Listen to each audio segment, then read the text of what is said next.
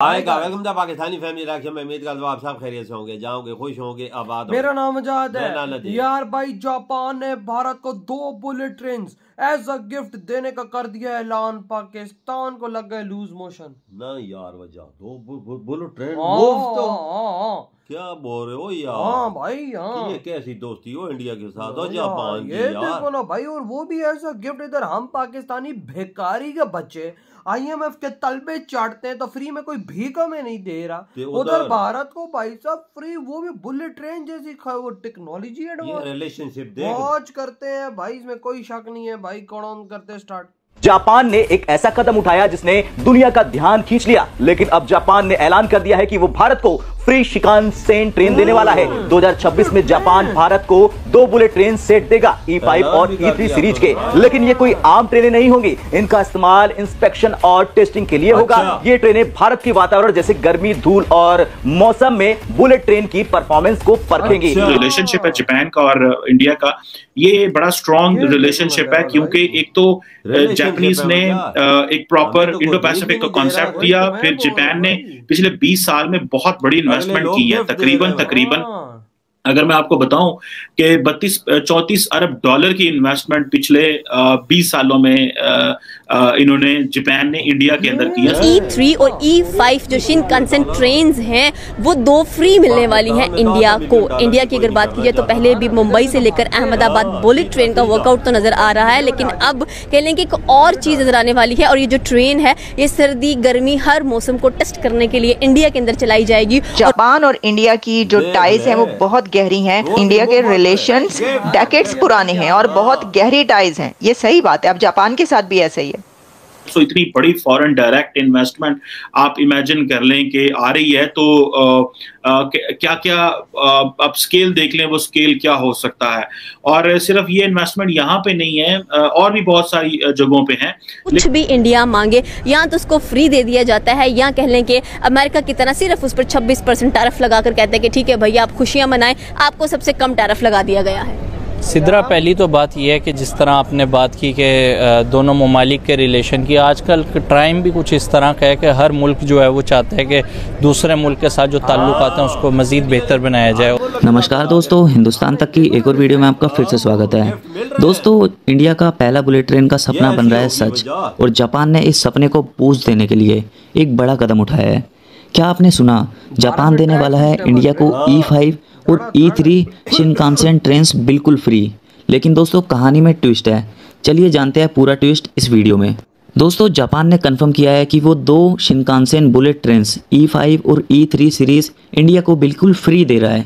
लेकिन ये trains testing और ट्रेनिंग पर्पज़ के लिए दी जा रही है, जिससे इंडियन इंजीनियर्स की ट्रेनिंग होगी, हाई स्पीड रेल टेस्टिंग होगी और सेफ्टी ड्रिल्स और सिस्टम ट्रायल्स के लिए ये दी जा रही है। ये सब दोस्तों हो रहा है इंडिया के first high speed rail corridor के लिए, जो कि मुंबई से अहमदाबाद तक टोटल 508 किलोमीटर तक का है, जिसकी टॉप स्पीड 320 किलोमीटर प्रति घंटे की होगी। पहले टाइम लगता था 8 घंटे, अब सिर्फ समय लगेगा 2 से 3 घंटे। दोस्तों, जापान सिर्फ ट्रेन ही नहीं दे रहा, पूरा प्रोजेक्ट का 81% फाइनेंस भी कर रहा है through GICA, Japan international cooperation agency. और दोस्तों, सॉफ्ट लोन अमाउंट है कुल 88,000 करोड़ का, और इसका इंटरेस्ट रेट ना के बराबर होगा 0.1%। एक ऐसा फैसला आया है जिसने चीन की नींद उड़ा दी है और अमेरिका को भी हैरानी में डाल दिया है। जी हां, जापान अब भारत को E5 और E3 सीरीज की शिनकानसेन ट्रेनें बिल्कुल मुफ्त में देने जा रहा। नहीं यकीन तो ये स्क्रीनशॉट देखिए, यानी वो बुलेट ट्रेन जिसने जापान की तकदीर बदली अब भारत की धरती पर दौड़ने वाली है। मेरी अपनी पर्सनल जाती राय में आई फाइंड कि ये जो रिलेशनशिप है जापान का और इंडिया का, ये बड़ा स्ट्रॉन्ग रिलेशनशिप है, क्योंकि एक तो जापानीज ने एक प्रॉपर इंडो पैसिफिक का कॉन्सेप्ट दिया, फिर जापान ने पिछले 20 साल में बहुत बड़ी इन्वेस्टमेंट की है। तकरीबन अगर मैं आपको बताऊं कि 34 अरब डॉलर की इन्वेस्टमेंट पिछले 20 सालों में इन्होंने जापान ने इंडिया के अंदर की है। सो इतनी बड़ी फॉरेन डायरेक्ट इन्वेस्टमेंट आप इमेजिन कर लें कि आ रही है, तो क्या क्या अब स्केल देख लें, वो स्केल क्या हो सकता है। और सिर्फ ये इन्वेस्टमेंट यहाँ पे नहीं है, और भी बहुत सारी जगहों पे हैं। लेकिन जापान को एक चीज का पता है कि कुछ जापान जो है वो और चाइना के जो मामलात हैं वो माजी में भी इतने अच्छे तो नहीं रहे। तकरीबन ये तो अगर ये कहा जाए कि 1000 साल पुरानी बातें हैं, और जो चीन और जापान जो है एक उनकी आपस में हिस्ट्री रही है लड़ाई की।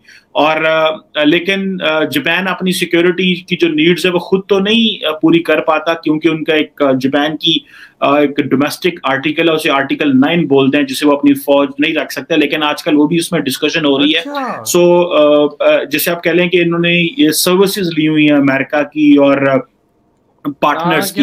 सो मुझे ऐसे लग रहा है कि जापान जो है वो इंडिया से भी इसी किस्म की मदद मांगना चाहता है कि कल को अगर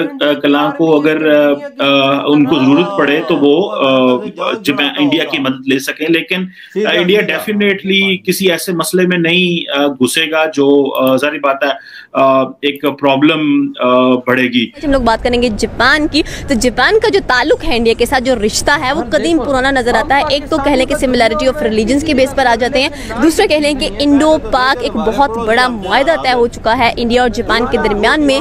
वो ये है कि E3 और E5 जो शिनकानसेन ट्रेन हैं वो 2 फ्री मिलने वाली हैं इंडिया को। इंडिया की अगर बात की जाए तो पहले भी मुंबई से लेकर अहमदाबाद बुलेट ट्रेन का वर्कआउट तो नजर आ रहा है, लेकिन अब कह लें कि एक और चीज नजर आने वाली है। और ये जो ट्रेन है ये सर्दी गर्मी हर मौसम को टेस्ट करने के लिए इंडिया के अंदर चलाई जाएगी और लोगों को सहूलियत फराहम की जाएंगी। सर क्या कहना चाहते हैं कि कुछ भी इंडिया मांगे या तो उसको फ्री दे दिया जाता है, या कह लें कि अमेरिका की तरह सिर्फ उस पर 26% टैरिफ लगाकर कहते हैं कि ठीक है भैया आप खुशियां मनाएं, आपको सबसे कम टैरिफ लगा दिया गया है।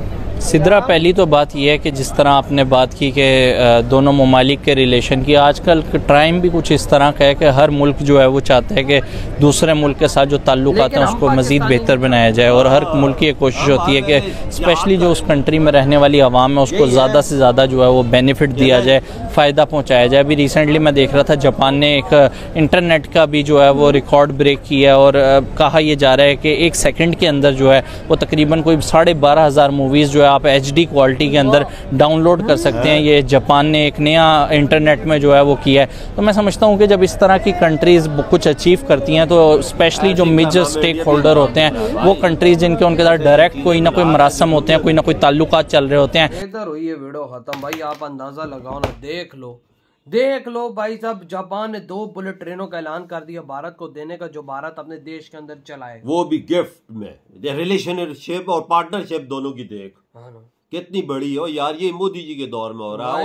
हम $1 मिलियन के लिए IMF के तलवे चाटते हैं तब भी नहीं मिलते, नहीं मिलते भाई साहब। हमारी बजाई जाती है भाई, तेल लगा के फिर हमें दी जाते हैं पैसे जिसमें भाई हम लोग एक साथ गुजारा करते हैं। और भारत की तरफ देखो भाई, भारत के रिलेशन सिस्टम दुनिया से ऐसे है कि दुनिया खुद अपनी चीजें भारत को दे रही है। यार लो टेस्ट करो, चलाओ भाई साहब, कोई मसला ही नहीं है भाई। लेकिन मुझे लग रहा है जापान को भी भारत से शायद मिलिट्री मदद चाहिए होगी, तो तब वो भारत वो अमेरिका से जान छुड़ाना चाहता है, इंडिया के साथ आना चाहता है। भारत की मिलिट्री इस टाइम दुनिया की बेस्ट मिलिट्री है, क्योंकि भाई इस टाइम USA की भी मिलिट्री भारतीय मिलिट्री जैसी ताकतवर नहीं है। ये बात सच है बिल्कुल। जो जज्बा जुनून और जो ट्रेनिंग है वो इंडियन आर्मी की कहीं गुना ज्यादा अच्छी है USA से, ये तो बिल्कुल सच है। और जापान सोच अपनी आर्मी बनाने पर तो शायद भारत से वो भाई मदद 100% मांगेगा। मेरी बात यहाँ पर लिख लो कि वो भारत को बोलेगा आप हमारी मिलिट्री बनाने में मदद। कई देश ऐसे हैं जो इंडिया से मदद ले रहे, कई देश ऐसे हैं। हाँ ना भाई साहब,